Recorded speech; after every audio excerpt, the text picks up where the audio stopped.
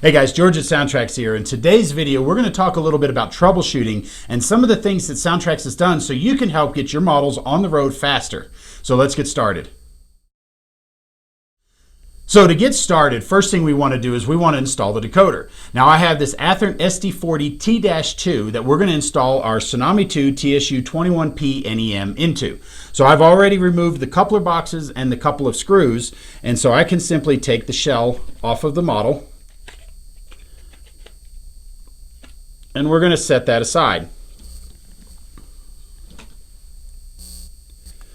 Now, right on the top here, you're going to see this 21-pin dummy board that's plugged right in. So we're going to simply remove this. And we're going to set that board aside. And then we're going to take our TSU21P NEM. And we're just simply going to plug it right into place. Just like that. Now the only other step in this particular process that we would need to do was we would be removing this box out of the way, and we can put two of our mini cube speakers here in this place wired up in series right there on top. But the part that we're really looking for here is the troubleshooting. So when we're going to take this decoder here, we're going to put it on the track. The first thing we're going to notice is we're going to have a blue pilot light. And now I'm going to attach my track power.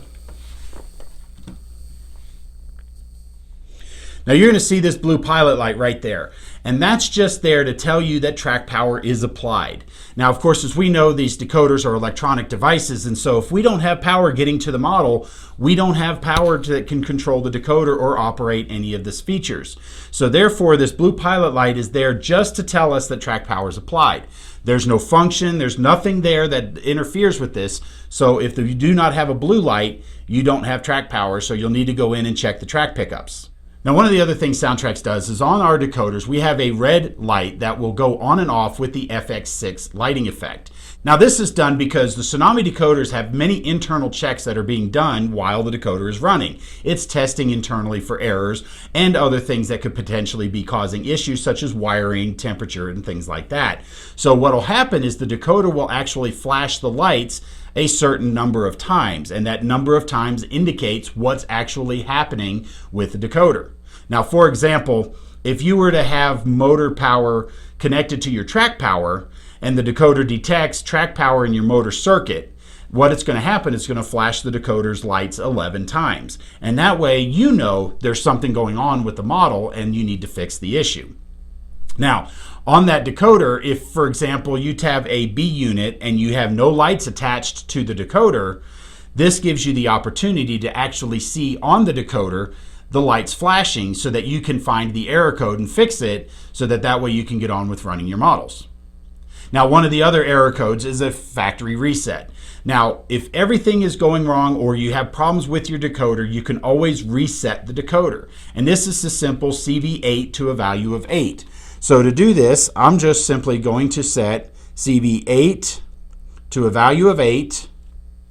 Now, to complete the reset, we're going to take power away from the decoder for a few seconds to give that processor the ability to reboot and start over. So when I simply tip the locomotive over, you can see that the blue light has gone out. And then when I set it back down on the track, the blue light comes back on. Now we'll wait a second or so for the reset to take place, and then now you will notice that the red light will start to flash. Now, in addition, it's also flashing the headlight and backup light. And this will flash 16 times, and that's your visual indicator to let you know that the reset has in fact taken place.